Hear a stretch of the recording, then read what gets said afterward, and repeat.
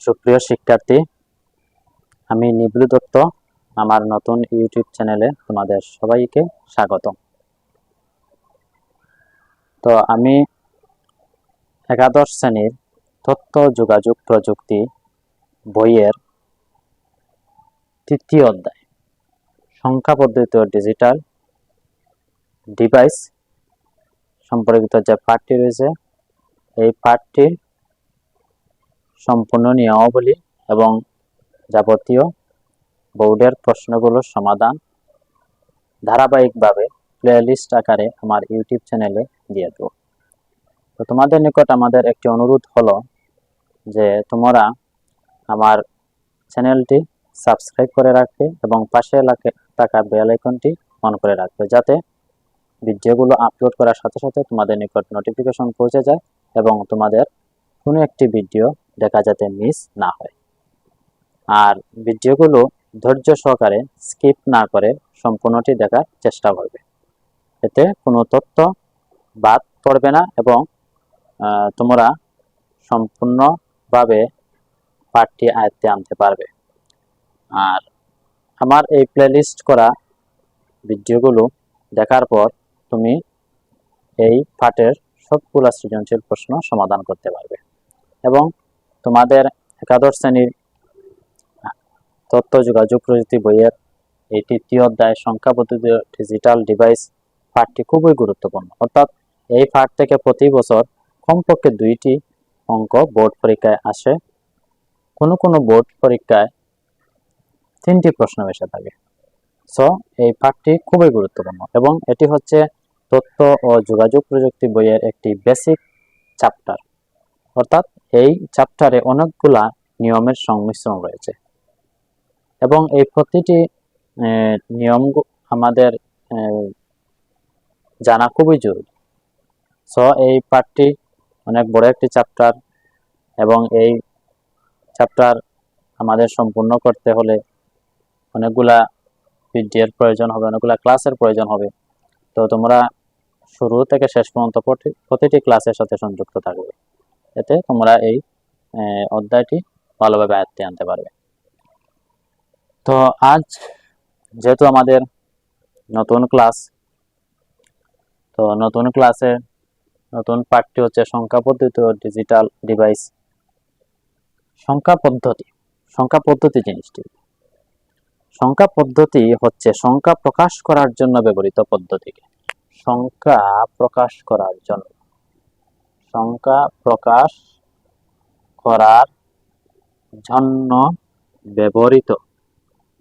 ব্যবহৃত পদ্ধতিকে সংখ্যা পদ্ধতি বলে। সংখ্যা প্রকাশ করার জন্য ব্যবহৃত পদ্ধতিকে সংখ্যা পদ্ধতি বলে।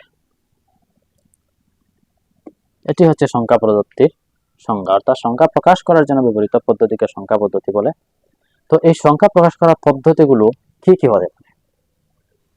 যদিও এই তথ্যগুলো তোমাদের বোর্ড বই এবং বিভিন্ন লেখকের বইতে সুন্দরভাবে উপস্থাপন করা হচ্ছে, তবুও তোমাদের বোঝার সুবিধার্থে আমি আবার এগুলো নিয়ে আলোচনা করছি। অর্থাৎ এই পাঠের কোনো তথ্য মিসিং যাতে না পড়ে, অর্থাৎ প্রতিটি তথ্য সম্বন্ধে আমরা পূর্ণাঙ্গ ধারণা পেতে পারি, এর জন্য আমি এগুলো আবার পুনরায় বুঝিয়ে দেওয়ার চেষ্টা করছি, অর্থাৎ ক্লিয়ার ধারণা পাওয়ার জন্য। তো সংখ্যা প্রকাশ করার জন্য ব্যবহৃত পদ্ধতিকে সংখ্যা পদ্ধতি বলে। সংখ্যা প্রকাশ করার পদ্ধতি হচ্ছে 4টি। একটি হচ্ছে দশমিক সংখ্যা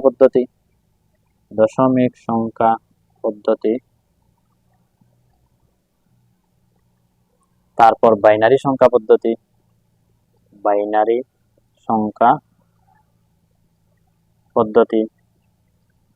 অক্টাল সংখ্যা পদ্ধতি, তারপর হেক্সাডেসিমাল সংখ্যা পদ্ধতি। এই হচ্ছে 4টি।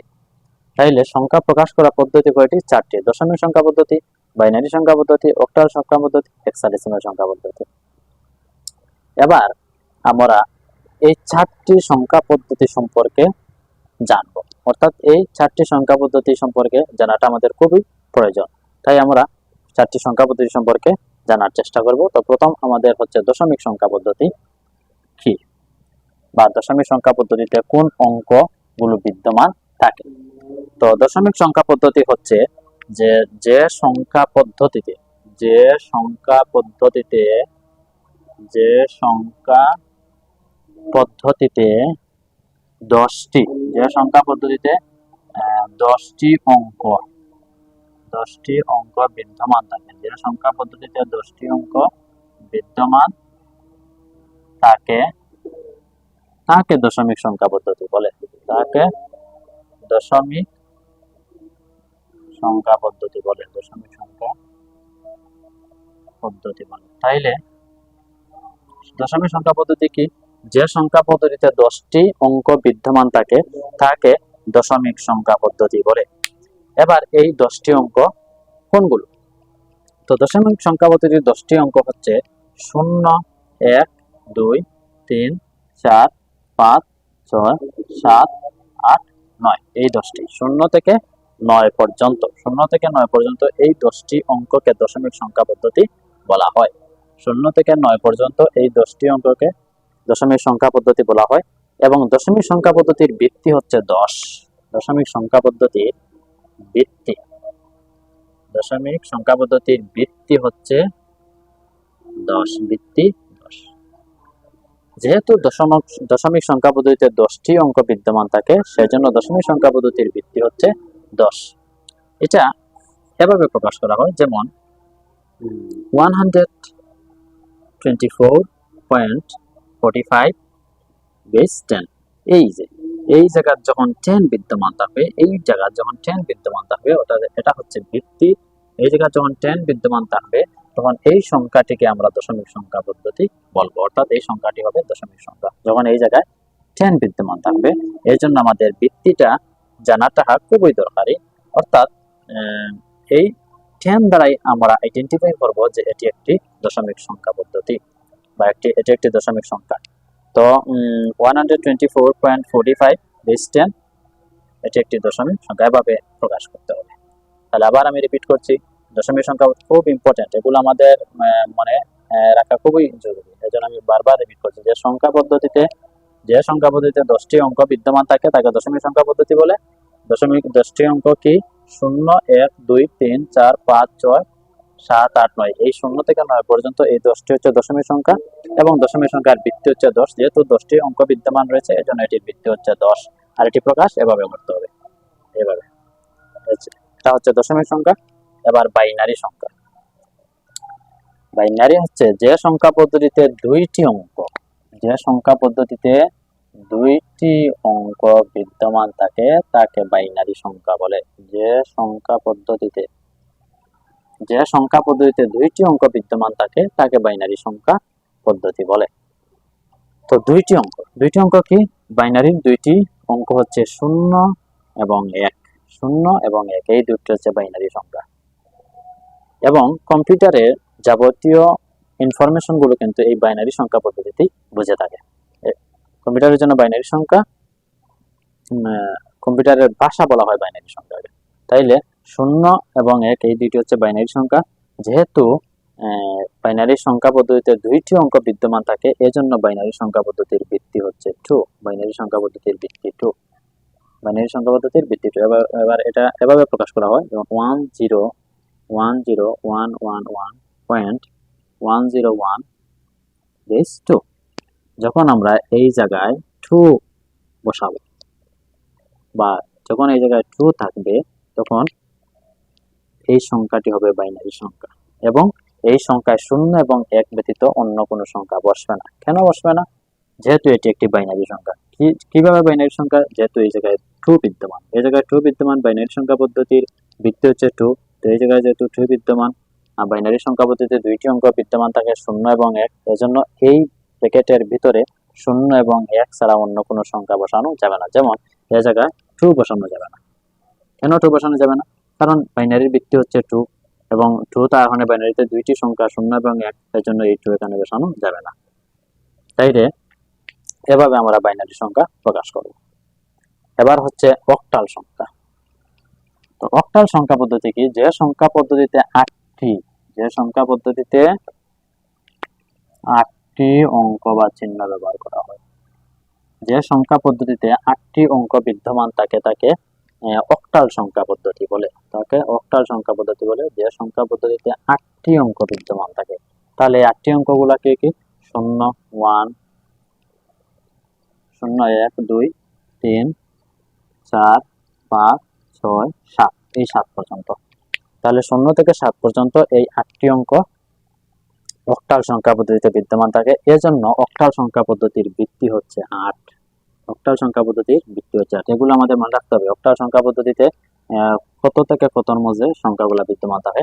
তাহলে অক্টাল সংখ্যা পদ্ধতিতে 0 থেকে 7-এর মধ্যে যে অঙ্কগুলো রয়েছে এই অঙ্কগুলো বিদ্যমান থাকে, এবং যেহেতু 8টা অঙ্ক বিদ্যমান রয়েছে এজন্য এটার ভিত্তি হচ্ছে 8। তো এটা প্রকাশ করার পদ্ধতি হচ্ছে যেমন 5, 6, 7.72 বেস 8। এবার দেখো, যখন এই জায়গায় 8 বিদ্যমান থাকবে তখন আমরা দেখবো যে 8 কার ভিত্তি? 8 হচ্ছে অক্টালের ভিত্তি, এই জন্য এই সংখ্যাটি হবে অক্টাল সংখ্যা। এবং অক্টাল সংখ্যায় যেহেতু 7 পর্যন্ত রয়েছে সেজন্য এখানে যে সংখ্যাগুলো থাকবে এগুলা 7-এর মধ্যে থাকবে। যেমন এই জায়গায় আমি 8 ব্যবহার করতে পারবো না। কেন 8 ব্যবহার করতে পারবো না? কারণ যেহেতু এখানে ভিত্তি 8 দেওয়া রয়েছে সেহেতু এটা অক্টাল সংখ্যা হবে, কিন্তু অক্টাল সংখ্যায় তো 8 সংখ্যাটি নেই, 8 অঙ্কটি নেই, এই জন্য 8 ব্যবহার করতে পারবো না। অক্টালে শুধুমাত্র আমি 0 থেকে 7 পর্যন্ত সংখ্যাগুলো ব্যবহার করতে পারবো। এই হচ্ছে অক্টাল সংখ্যা পদ্ধতি। তারপর লাস্ট হচ্ছে হেক্সাডেসিমাল সংখ্যা পদ্ধতি। হেক্সাডেসিমাল সংখ্যা পদ্ধতিতে 16টি অঙ্ক বা চিহ্ন ব্যবহার করা হয়। 16টি অঙ্ক বা চিহ্ন 16টি অঙ্ক বা চিহ্ন ব্যবহার করা হয়ে থাকে। অর্থাৎ যে সংখ্যা পদ্ধতিতে 16টি অঙ্ক বা চিহ্ন বিদ্যমান থাকে বা ব্যবহার করা হয় তাকে হেক্সাডেসিমাল সংখ্যা পদ্ধতি বলে। তাকে হেক্সাডেসিমাল সংখ্যা পদ্ধতি বলে। তো 16টি অঙ্ক বা চিহ্ন কোনগুলো? 16টি অঙ্ক বা চিহ্ন হচ্ছে 0, 1, 2, 3, 4, 5, 6, 7, 8, 9। তারপর 10। এবার 10-এর জন্য আমরা এ ব্যবহার করব। 10-এর জন্য এ, 11-এর জন্য বি, 12-এর জন্য সি, 13-এর জন্য ডি, 14-এর জন্য ই, 15-এর জন্য এফ। এই হচ্ছে 16টি। অর্থাৎ 0 থেকে 9 পর্যন্ত হচ্ছে 10টি। 10, 11, 12, 13, 14, 15, 16, এই 16টি। এই 16টি সংখ্যাকে এই 16টি অঙ্কই হচ্ছে হেক্সাডেসিমালের। যেহেতু এই 16টি অঙ্ক এজন্য হেক্সাডেসিমালের ভিত্তি হচ্ছে 16। হেক্সাডেসিমালের ভিত্তি হচ্ছে 16, যেহেতু 16টি অঙ্ক বা চিহ্ন বিদ্যমান রয়েছে। এবার হেক্সাডেসিমাল একটা জিনিস আমাদের লক্ষ্য রাখতে হবে, যে হেক্সাডেসিমালে 0 হতে 9 পর্যন্ত আমরা সংখ্যাগুলো ব্যবহার করব। এরপর 10-এর জন্য আমরা 10 লিখতে পারবো না। 10-এর জন্য আমাদের এ ব্যবহার করতে হবে, 11-এর জন্য আমাদের বি ব্যবহার করতে হবে, 12-এর জন্য সি ব্যবহার করতে হবে, 13-এর জন্য ডি ব্যবহার করতে হবে, 14-এর জন্য ই ব্যবহার করতে হবে, 15-এর জন্য এফ ব্যবহার করতে হবে। যেমন এটা এভাবে প্রকাশ করতে হবে যে এ এফ 5.61 বেস 16, অর্থাৎ বেস 16 মানে যেহেতু এখানে 16 বিদ্যমান, 16 বিদ্যমান, তাহলে 16 কার ভিত্তি? 16 হেক্সাডেসিমালের ভিত্তি। এর জন্য এই সংখ্যাটি হবে হেক্সাডেসিমাল সংখ্যা। তাহলে হেক্সাডেসিমাল সংখ্যায় কোন অঙ্কগুলো বিদ্যমান থাকবে? এই অঙ্কগুলো বিদ্যমান থাকবে। এবার এখানে আমি লিখেছি কি এ এফ 5.61। এবার যদি আমি এ না লিখে এখানে 10, এফ এর জন্য 15, 15, তারপর 5, তারপর 61, বেশ হলো, এভাবে দিলে হবে না। অর্থাৎ এই যে 10, এই 10-এর পরিবর্তে কিন্তু আমি কি ব্যবহার করেছি? এ ব্যবহার করেছি। এই যে 15, এই 15-এর পরিবর্তে আমি এফ ব্যবহার করেছি। আর এই 5 রয়েছে, 6 এই 5, এই 6, এই 1। তাইলে হেক্সাডেসিমাল সংখ্যা পদ্ধতিতে আমরা 10 না লিখে এ ব্যবহার করব, 15 না লিখে এফ ব্যবহার করব।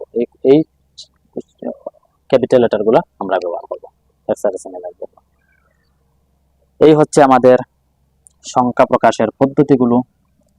এই পদ্ধতিগুলো আমি যদিও তোমাদের বোর্ড বই এবং বিভিন্ন রাইটারের বই এগুলো সুন্দরভাবে দেওয়া রয়েছে, তবুও আমি এগুলো আবার দেখিয়ে দিলাম তোমাদের বোঝার সুবিধার্থে। এবং এই যে আমি যে 4টি সংখ্যা পদ্ধতির সম্বন্ধে আলোচনা করলাম, এগুলা তোমাদের ভালোভাবে আয়ত্তে আনতে হবে, তাহলেই আমরা পরবর্তী স্টেপের অঙ্কগুলো করতে পারবো। তো আজকের মতো এখানেই ক্লাস শেষ। আগামী ক্লাস দেখার অনুরোধ রইল, এবং তোমরা চেষ্টা করবে ভিডিওগুলো ধারাবাহিকভাবে দেখার, তবেই তোমরা অঙ্কগুলো করতে পারবে এবং তোমাদের বুঝতেও সুবিধা হবে। তো আগামী ক্লাস দেখার অনুরোধ রইল। ধন্যবাদ সবাইকে।